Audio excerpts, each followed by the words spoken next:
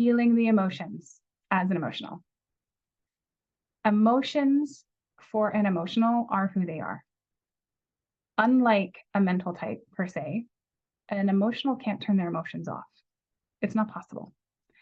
What they do instead is completely allow them to overtake them, overwhelm them, or disassociate.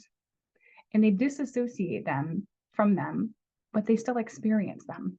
And so it's a twofold issue if an emotional has been disconnected, because they know they have the feelings, their body has the feelings, and yet they don't even remember what that looks like. And so it's important for an emotional who's having a hard time with their emotions to understand what a connected emotional actually looks like, or for them feels like, I should say. So my middle child is an emotional. He is the sweetest, loving, most cuddly child when he's feeling like that. And when he's angry, get out of the way because he's feeling angry. And when he's upset and scared, all he wants is to be seen and comforted. His emotions guide everything for him. And he's connected to his emotions. And when he's frustrated by somebody not responding or seeing them, he just gets louder. And so the point for an emotional to recognize is, if what you're looking for is somebody to see you and somebody to feel you and somebody to know that your emotions are there, that's what you need to ask for. And it is really, really hard for an emotional to think like that, because why can't, of course they can feel me. I can feel everything. What do you mean? Right? And an emotional has a hard time understanding that not everybody feels emotions like they do. And an emotional can't conceptualize that because they are emotion.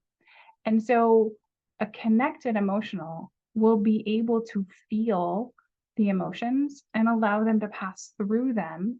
And they may even allow themselves to transmute them into some creation if they're big enough. And they may be able to use them as part of how they operate and use them as guidance and as direction. And when I'm feeling this, it's telling me something. And an emotional is going to be able to recognize that their emotions are fluid with them.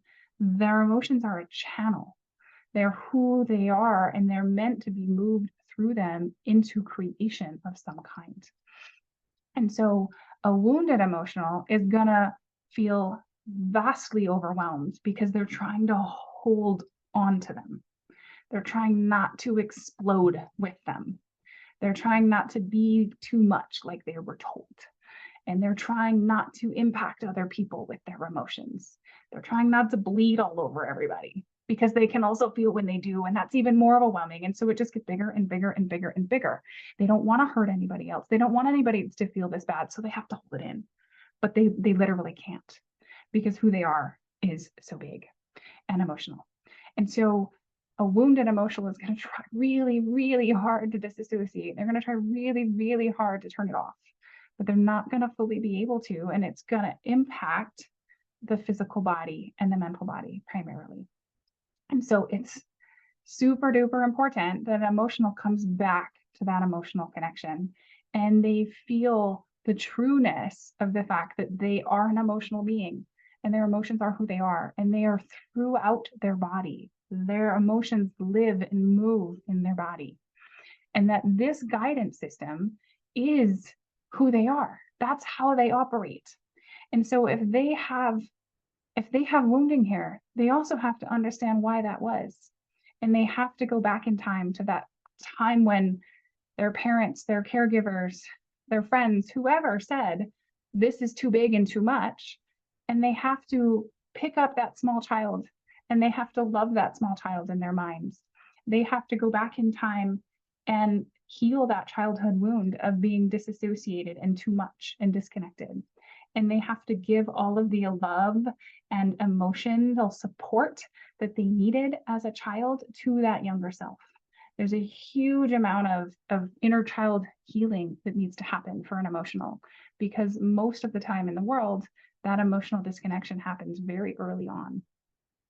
And that inner child healing work can bridge that connection back to self in the here and now.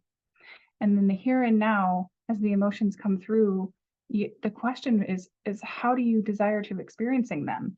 How does your body desire to experience them? How does your soul desire to experience the emotions? What is the message from spirit about these emotions, and how is it moving? What is asking to be created through this emotional channel? What is asking to be experienced through this emotional channel? Because once we heal that connection and we stop shutting off or trying to dampen our emotional selves, what we allow is the channel to move, and the overwhelm gets easier. I'm not going to say it's gone, because there are times when there's just so much to feel, and that's the truth of who you are. But it changes because it moves through you faster, and it gets manifested as a creation in a different way. And so there's beauty that comes from experiencing the full spectrum of emotions.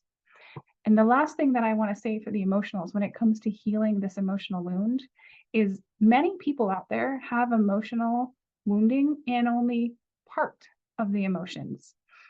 And I'm going to attach a link in this section, an emotion wheel, because an emotion wheel, if you've never seen one before, it's a diagram of the spectrum of emotions, from joy to fear, from sadness to excitement, and everything in between.